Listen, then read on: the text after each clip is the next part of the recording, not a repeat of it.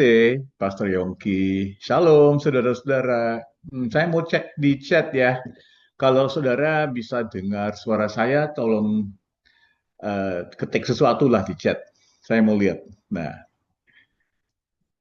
kalau Anda bisa dengar suara saya dengan jelas, ya thank you, Gerson, William, Julin. Thank you semuanya ya. Oke.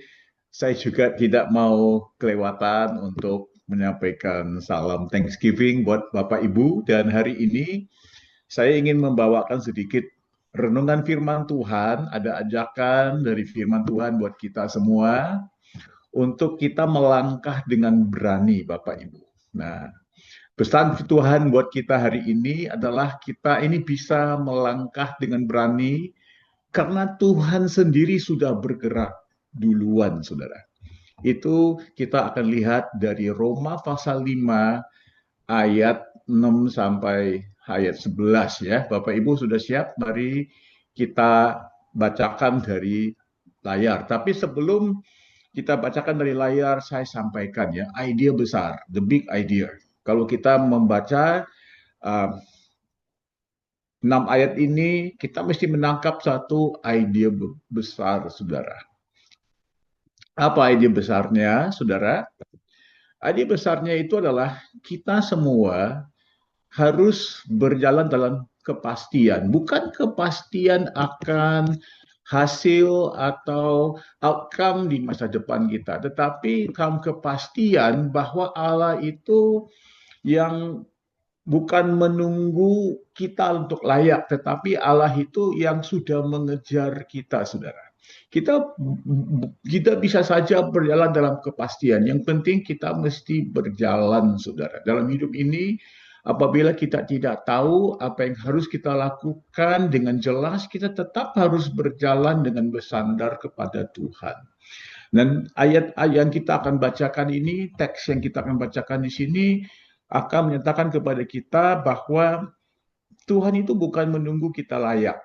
Tuhan itu yang terlebih dulu mengejar kita. Tuhan itu yang mencurahkan kasih-Nya dan menebus kita terlebih dulu. Nah, Bapak Ibu, yang paling penting adalah kalimat terakhir itu, saudara. Hubungan kita dengan Tuhan bermula dari penerimaan Tuhan, dan kita tidak perlu melakukan suatu pembuktian. Kita dengan Tuhan itu tidak ada tempo percobaan ya, saudara, yaitu kita coba-coba atau akan dites oleh Tuhan. Tidak, saudara. Kita semua bermula dari penerimaan, bukan dari pembuktian. Ya, saya kasih contoh saja, saudara. Ada apabila kita punya anaknya, anak kita baru lahir ya, anak ini belum berjasa, belum melakukan apapun, kita sudah menerima dan mengasihi anak kita, saudara.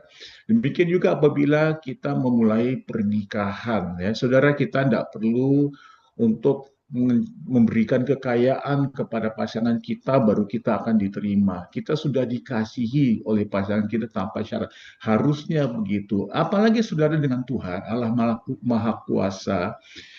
Dari kayu salib, Tuhan sudah menyatakan kepada kita, sebelum Anda taat, Tuhan sudah menyempurnakan lewat ketaatannya. Sebelum Anda bisa berjasa, Tuhan sudah tuntaskan dengan perbuatannya. Kita memulai dengan Tuhan itu, hubungan kita dengan Tuhan itu dengan penerimaan. Mari kita lihat di dalam Roma pasal 5 mulai dari ayat 6 sampai 8 dulu. Karena pada waktu kita masih lemah, Kristus telah mati untuk kita, orang-orang durhaka, pada waktu yang ditentukan oleh Allah. Nah, dari ayat ini, saudara, kita bisa lihat Tuhan itu mendekati kita saat kita paling tidak menarik, paling tidak mampu, paling tidak layak untuk mengoperasikan iman yang rapi. Nah, ayat berikutnya, sebab tidak mudah seorang mau mati untuk orang yang benar. Tetapi mungkin untuk orang yang baik ada orang yang akan berani mati. Ya, berarti saudara, Mungkin kita ini mau berkorban untuk seseorang yang lain karena orang itu penting buat kita atau bisa membalas jasa kita. Jadi itu bersifat transaksional, saudara. Tetapi ayat 8 menyatakan kepada kita bahwa hubungan Tuhan dengan kita itu tidak transaksional, saudara. Hubungan Tuhan dengan kita bisa menjadi transformasi, memberikan transformasi dalam hidup kita apabila kita tahu kita sudah diterima, kita sudah diterima. Sekarang kita tinggal saja berjalan di dalam penerimaan tersebut. Nah, ayat 8 bunyinya begini. Akan tetapi Allah menunjukkan kasih-Nya kepada kita. Oleh karena Kristus telah mati untuk kita ketika kita masih berdosa. Tuhan tidak menunggu kita beres. Dia mendatangi kita saat kita kacau. Coba Bapak Ibu kita ingat kembali di dalam Kejadian pasal 3. Apabila manusia, Adam dan Hawa telah jatuh dalam dosa. Yang mendatangi mereka adalah Tuhan. Di Taman Eden itu Tuhan berbicara kepada manusia, di manakah engkau manusia? Tuhan yang mendatangi mereka, saudara. Apabila Elia lagi kabur karena dia takut hidupnya mau diambil, dia lari ke padang gurun, Allah yang mendatangi hamba-Nya dan berbicara kepadanya. Ini merupakan satu paten yang sudah ada dari awal firman Tuhan, saudara. Nah, di ayat 9, Bapak Ibu tolong tulis di dalam chat ya. Saya akan sebut dua kata-kata ini, kemudian saya mau saja Bapak Ibu semua mesti tulis dalam chat ya. Sebenarnya satu kata aja, lebih-lebih, tapi ada dua, ya begitu ya. Coba Anda tulis, lebih-lebih. Tulis dalam chat. Lebih-lebih. Lebih-lebih. Nah, maksud lebih-lebih adalah kalau di dalam hal yang biasa saja itu sudah terjamin, apalagi dalam hal yang berikutnya. Jadi lebih-lebih itu berarti apalagi, saudara. Apalagi. Nah, jadi saya kasih contoh ya, apa maksud lebih-lebih atau apalagi. Saya pribadi tidak punya rekening bank. Rekening bank saya itu di atas nama istri saya. Semua yang ada pada diri saya itu aset segala atas nama istri saya, saudara. Kalau istri saya satu hari meninggalkan saya jadi orang yang miskin melarat. Nah, jadi kalau istri saya bertanya kepada saya, apakah kamu mencintai aku? Aku akan mengatakan kepada segala yang ada pada aku sudah berikan kepada engkau. Apalagi mencintai engkau, pastilah aku mencintai engkau sampai akhirnya. Lebih-lebih lagi sudah so pasti, kata orang Jawa. Lebih-lebih lagi karena kita sekarang telah dibenarkan oleh darahnya. Kita pasti akan diselamatkan dari murka Allah. Sebab jikalau kita ketika masih seteru diperdamaikan dengan Allah oleh kematian anaknya, Yesus mati dulu. Belakangan baru kita percaya. Lebih-lebih kita yang sekarang telah diperdamaikan. Pasti akan diselamatkan oleh hidupnya. Dan bukan hanya itu saja. Kita malah bermegah dalam Allah Yesus Kristus. Allah oleh Yesus Kristus Tuhan kita. Sebab oleh Dia kita telah menerima perdamaian itu. Allah bukan saja ingin menyelamatkan, tetapi Dia memberikan jaminan bahwa ini adalah satu perjanjian yang bukan didasarkan pada ketaatan kita, kemampuan kita untuk selalu taat atau setia, tetapi karena Dia sendiri yang menginginkan, saudara. kita berada dalam kasih setianya. Kasih setia Allah itu tidak pernah berkesudahan. Kasih setia Allah itu selalu diawali dengan Tuhan yang mengambil langkah yang pertama, saudara. Mari Bapak Ibu, saya berikan 3 poin. Melangkah berani karena dia bergerak duluan. Bapak Ibu, kita semua mau dituntun oleh Tuhan. Tetapi saudara, tuntunan Tuhan tidak perlu mendahului tindakan kita. Kita bertindak sesuai dengan apa yang kita yakini dalam firman Tuhan, tuntunannya akan berlaku secara progresif. Kita harus berani melangkah, bukan dengan cara yang lalai, dengan cara yang liar, tetapi dengan berani kita melangkah, karena Tuhan sudah melakukan pendekatan duluan, PD, saudara ya. Ini seperti satu kali, saudara, saya melihat ya di bandara ya. Nah, ini sudah waktu mau berangkat, sudah tidak lama lagi pasti akan ada boarding. Ini ada satu anak muda yang duduk di situ, cowok. Dia seperti kondisinya sangat nervous ya Bapak Ibu ya, dia nervous sekali. Seperti dia sedang menunggu seseorang ya. Nah, tapi saya tidak tahu siapa yang dia sedang nunggu ya. Nah, dia kelihatannya gelisah, dia lihat jam, dia main HP, dia berdiri, duduk, berdiri. Jelas sekali dia sedang menunggu seseorang yang istimewa ya. Nah, tiba-tiba kelihatan seorang perempuan tua yang muncul. Dan saya rasa mungkin itu ibunya atau apa tante nih atau apa ya. Tiba-tiba seorang perempuan tua muncul dari pintu ke pintu ya, satu pintu lah. Nah, anak muda itu langsung menegakkan badan. Ya, dia seperti sedang menunggu orang ini. Tapi yang menarik bukan dia menegakkan badan, saudara ya.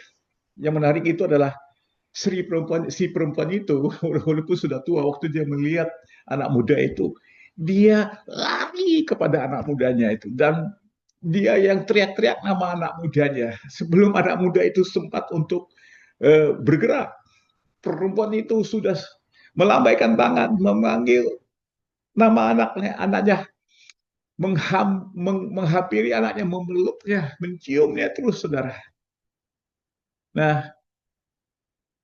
saya melihat ini seperti contoh di dalam Lukas pasal 15, perumpamaan seorang ayah yang punya 2 anak.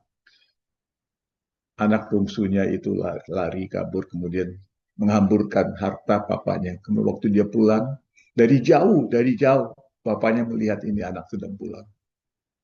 Papanya tidak tunggu anaknya datang untuk melutut dan minta maaf. Enggak, dia langsung lari, saudara. Lalu saudara, kita melihat bahwa inilah namanya Tuhan yang tidak menunggu kita datang. Dia yang lari. Dia yang berlari duluan. Dia yang memanggil nama kita duluan. Dia yang memeluk duluan. Persis seperti di Yohanes pasal 4. Yesus menunggu wanita Samaria itu. Saudara, itulah kasih Tuhan yang bukan hanya sekadar satu teori atau teologi, tapi dibuktikan, saudara. Waktu kita menyadari dan kita insaf, kita nggak ada apa-apanya, tapi dia tetap mengejar kita. Dia yang mengejar kita. Kita harus tahu bahwa dalam hal ini kita sudah diterima oleh Allah. Ini ada juga yang ikut yang suami istri ya. Coba Anda introspeksi sendiri. Waktu dulu belum menikah, baru pertama menaksir, kan berkeberatan untuk menyampaikan perasaan suka kepada pasangannya ya. Belum jadi pasangan ya, malu kita naksir orang itu atau ngincarin orang itu, tapi kita agak keberatan untuk menyampaikan perasaan kita. Nunggu orang lain ya. Coba Anda tulis ya di dalam chat ya. Yang akhirnya mengaku suka itu siapa? Istri atau suami? Coba tulis di chat.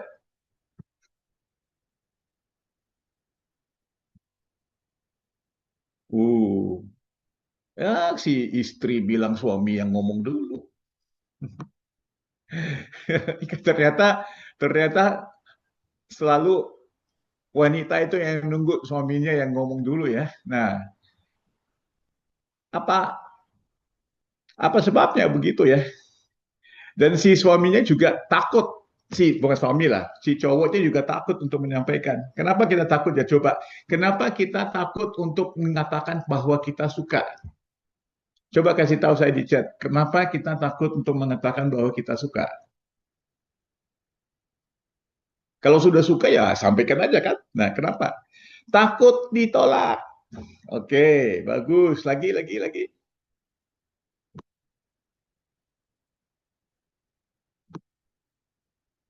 Malu. Lagi.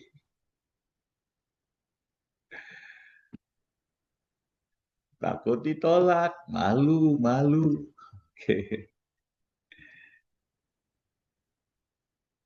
Harga diri hilang. Gengsi. Ya, oke lah. Kita udah dah mengerti ya. Tapi pada waktu kita ini masih hidup dalam dosa, lemah, tidak ada apa-apa yang menarik. Tuhan yang duluan menyampaikan perasaannya. Tuhan yang duluan bukan yang menyampaikan perasaannya, tetapi mentuntaskan perjanjian itu mati di kayu salib. Apakah Tuhan tidak takut malu, tidak takut ditolak oleh kita? Enggak, saudara. Sama sekali tidak. Maka oleh itu, saudara, kita mesti bersandar kepada kepastian ini. Dalam hidup ini kalau kita gagal, Tuhan tetap mengasihi kita. Karena dia yang memilih kita, bukan kita yang memilih dia. Walaupun mungkin kita yang meresponi pilihan Tuhan, kita yang meresponi kasih Tuhan, tetapi Tuhan yang duluan bergerak.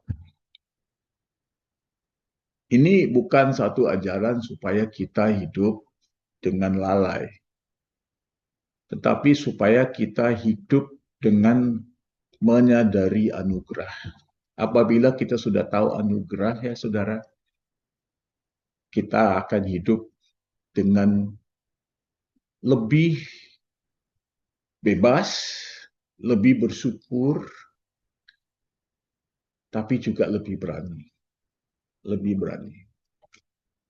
Saya kasih satu contoh ya. Istri saya beda suku dengan saya. Istri saya orang Chinese. Waktu kami menikah, keluarganya tidak suka kalau dia memilih saya sebagai suaminya. Tapi dia tetap melakukan. Dengan resiko akan ditolak oleh keluarganya. Dan saya, dari pihak keluarga saya bisa menerima istri saya. Lalu saya menyadari bahwa istri saya mengambil satu langkah yang besar untuk bersama dengan saya. Itu memberikan kepada saya satu kepastian. Nah, dan kepastian itu tidak membuatkan saya untuk merasa bahwa sekarang saya bisa hidupnya sembrono atau sembarangan karena saya sudah dapat kepastian dari dia. Saya pun mau untuk meresponi kepastian itu dengan memberikan kepastian kepada dia. Maka oleh itu semua aset, semua harta, semua uang saya kasih ke dia aja. Karena dia sudah menunjukkan kepastian kepada saya melakukan itu. Nah, saya bukan memberikan itu semua kepada dia supaya saya bisa memenangkan hatinya. Dia sudah membuktikan kepada saya bahwa saya tidak perlu melakukan sesuatu untuk memenangkan hatinya karena dia memilih saya. Begitu pun saudara dalam hidup ini dengan Tuhan, jangan kita ragu-ragu. tuntunan Tuhan tidak harus berlaku dari langkah pertama. Tuntunan Tuhan bisa berlaku di tengah jalan. Kadang-kadang Tuhan tuntun kita tanpa berbicara kepada kita, tapi yang luar biasa itu kalau kita terus berjalan dengan satu kepastian akan penyertaannya saja. Eh, lama-lama kita sudah sampai di satu tujuan yang luar daripada pemikiran kita.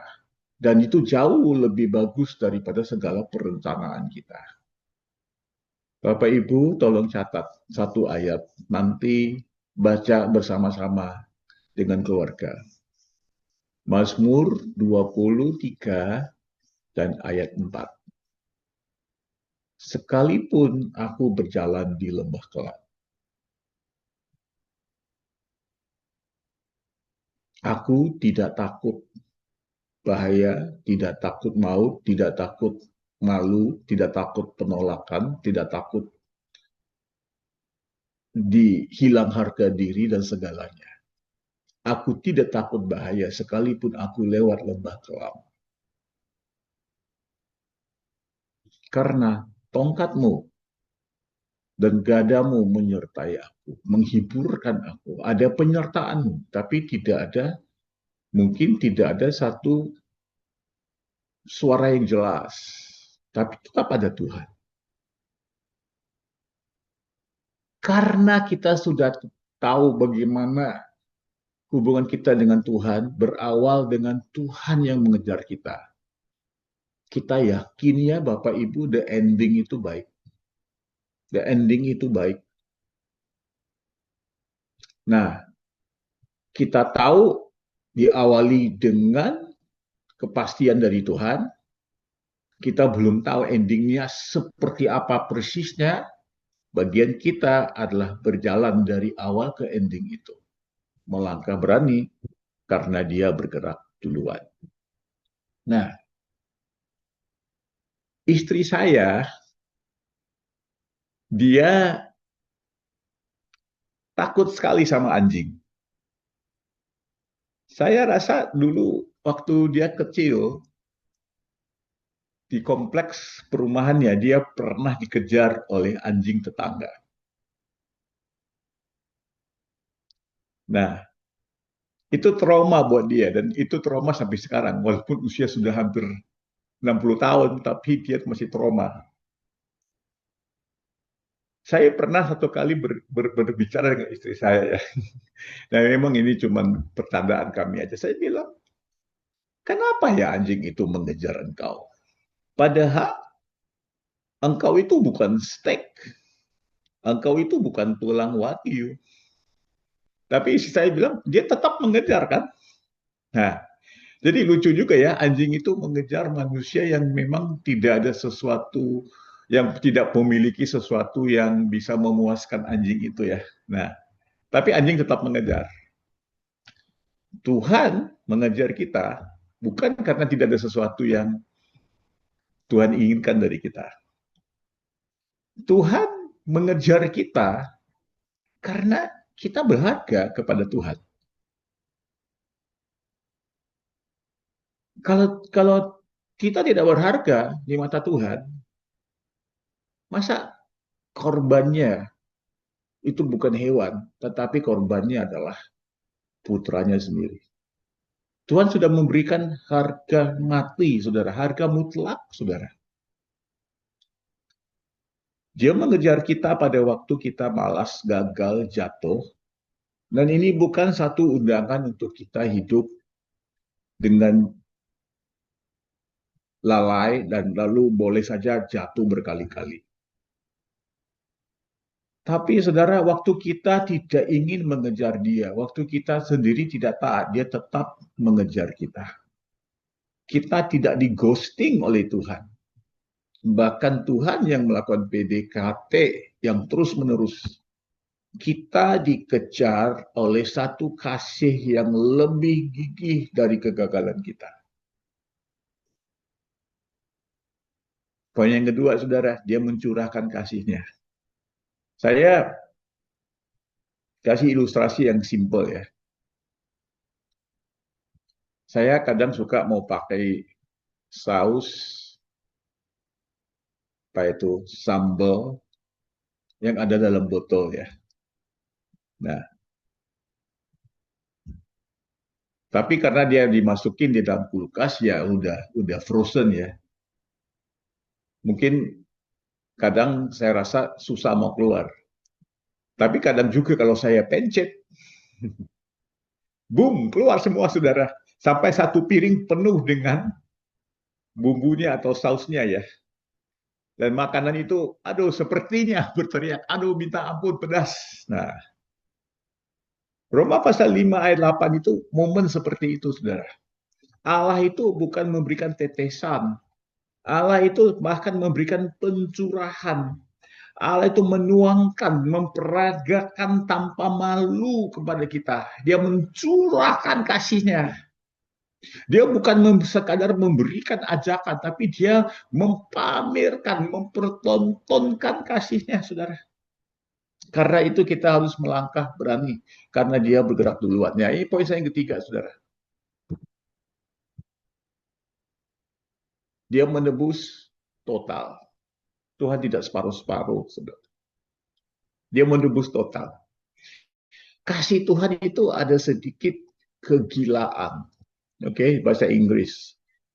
There is something insane about the love of God. Ada sesuatu yang tidak masuk akal tentang kasih Allah itu. Ya. Saya kasih ilustrasinya begini. Kita ini ciptaan Allah. Kita ini milik Tuhan. Kemudian kita seperti direbutkan oleh iblis. Waktu Adam dan Hawa jatuh dalam dosa. Persis seperti bangsa Israel. Waktu mereka tegar tengkuk dan mereka memberontak. Tuhan tuh berkata kepada Musa, lu Musa kau pinggir aja, aku memusnahkan aja bangsa ini. Nanti aku bikin bangsa baru dan aku tetap memimpin satu generasi yang baru. Dan Tuhan bilang jangan Tuhan, karena ini umatmu Tuhan. Dan Tuhan tetap menebus apa yang menjadi miliknya. Kalau itu sudah milik kita sudah ciptakan. Kenapa mesti bayar lagi untuk menebus sesuatu yang sudah jadi milik kita? Karena Tuhan ingin memberikan kepada kita perjanjian yang kekal, hidup yang abadi, keselamatan yang total. Ilustrasi saya terakhir, setelah ini kita selesaikan. Minggu lalu sebelum saya mau berangkat ke Amerika ini, saya lihat ada beberapa koper di rumah. Sebenarnya cukup koper untuk saya pakai, tapi ada satu koper ya untuk satu sebab tertentu saya suka sekali dengan koper itu. Mungkin itu koper yang dibelikan untuk saya oleh mama saya. Kalau istri kan saya bisa ngomong setiap hari, ngobrol. Mama belum tentu saya bisa ngobrol setiap hari. Jadi saya bawa koper itu karena mama saya belikan untuk saya. Tapi koper itu sudah robek. Boleh saya bawa ke tempat yang bisa memperbaiki koper ya. Untuk memperbaiki robekan itu lebih mahal dari saya membeli koper baru. Tapi tetap saya mau bayar untuk memperbaikinya dan membawa ke Amerika ini. Bukan karena sesuatu dalam koper itu yang tidak ada pada koper lain. Tetapi karena koper itu bernilai, berarti, berharga di mata saya. Itu baru bicara koper, saudara ya. Itu baru bicara koper. Sebenarnya kalau saya mau, saya ajak aja mama saya ikut sama saya, jangan koper yang diberikan mama saya kan. Tapi karena mama saya 93 tahun, tidak akan mungkin mau naik pesawat dengan saya berjam-jam. Saya bawa aja koper itu, saudara. Begitu, saudara, Tuhan menebus total kita, saudara. Ayo, mari kita melangkah dengan berani dalam hidup kita. Karena dia bergerak duluan. Berani hidup kudus, berani hidup mengikut Tuhan, berani mengambil langkah untuk pilihan hidup kita, berani percaya apabila ada masalah ini akan berujung dengan baik karena Allah itu baik dalam segala hal.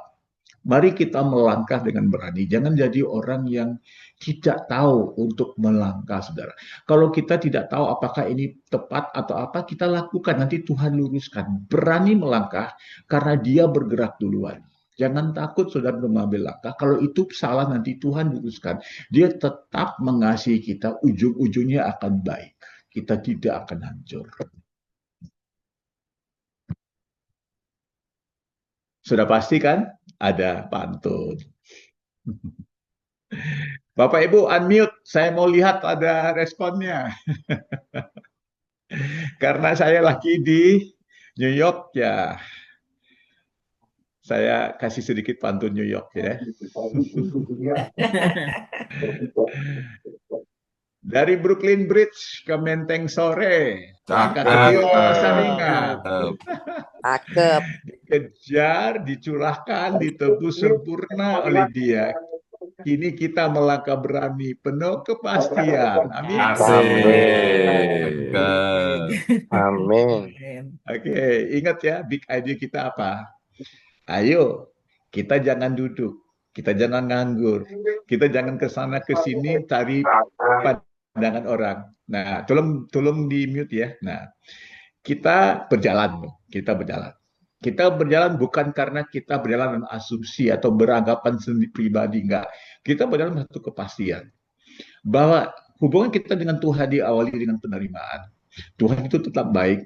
Tuhan sudah jalan duluan. Tuhan sudah menyediakan masa depan kita.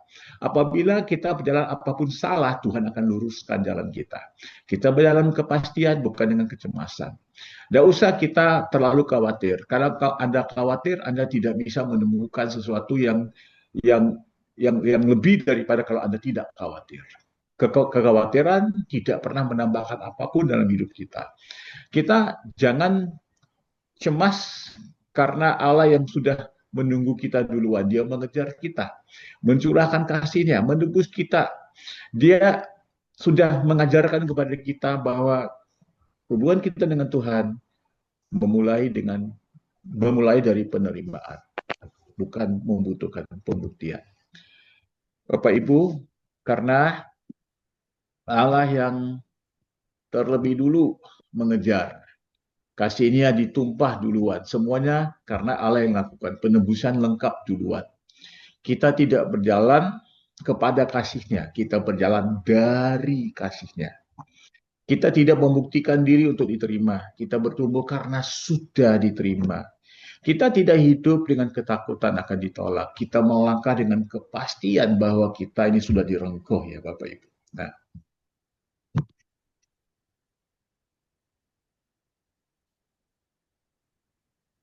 kita tidak lari mengejar kasih Tuhan. Bahkan kasih Tuhanlah yang mengejar kita. Keyakinan kita bukan karena kita hebat, tetapi di salib itu Tuhan sudah menuntaskan segalanya. Kalaupun kita beriman, itu bukan menjadi pembuktian bahwa CV rohani kita itu sudah sempurna. Iman itu adalah satu pengakuan bahwa Yesus sudah menuntaskan segalanya. Jalan kita mungkin berliku, tetapi pijakan kita harus pasti, karena Allah sudah memulai langkah pertama. Kalau manusia mengasihi, mungkin membutuhkan bukti. Tapi kalau Allah mengasihi, dia memberi bukti dulu sebelum kita harus meminta daripada Tuhan. Demikian Bapak Ibu, Tuhan sudah berbicara kepada kita hari ini. Mari kita melangkah dengan berani, karena Dia sudah duluan mengasihi kita. Kita berdoa sejenak ya. Di musim Thanksgiving ini Tuhan, kami penuh kesyukuran. Ini juga kebetulan adalah hari terakhir pada bulan ke-11. Tinggal 1 bulan lagi kami masuk ke tahun depan. Kami tidak tahu apa yang ada di tahun depan, tapi kami tahu Engkau sudah berada di situ. Bukan hanya tahun depan, tapi tahun-tahun berikutnya Engkau sudah berada di situ. Bahkan apabila kami sudah meninggalkan dunia ini, legasi yang kami tinggalkan, warisan yang kami tinggalkan, itu pun sudah Engkau yang campur di tangan di situ, Tuhan. Karena Engkau bukan saja Allah Abraham, Engkau juga Allah Ishak dan Yakub, Allah turun-temurun. Engkau menjadi Allah kami, Engkau menjadi Allah kepada keturunan kami. Kami bersyukur. Hari ini, hari Minggu Tuhan, selesai ibadah ini. Kami mau hidup, kami mau keluar, kami mau enjoy, bukan karena kami sudah melupakan Engkau, enggak Tuhan, tapi kami bersyukur Engkaulah yang mencurahkan dalam hati kami satu perasaan yang bisa enjoy hidup ini, menikmati hidup ini, karena Engkaulah yang menjadi pengarang semuanya, pencipta karya semuanya. Kami bersyukur Tuhan untuk kebaikan-Mu. Tapi yang paling kami syukuri adalah kami bisa hidup dengan kepastian. Walaupun mungkin situasi membingungkan, hidup ini ada liku-liku yang tidak pernah kami duga. Tapi kami tahu, kami pasti, Engkau tidak pernah akan menolak kami. Ini menjadi persandaran kami, fondasi hidup kami dengan Engkau. Dalam nama Yesus, kami sudah berdoa. Mari sama-sama Bapak Ibu yang dikasihi Tuhan Yesus, kita katakan amin.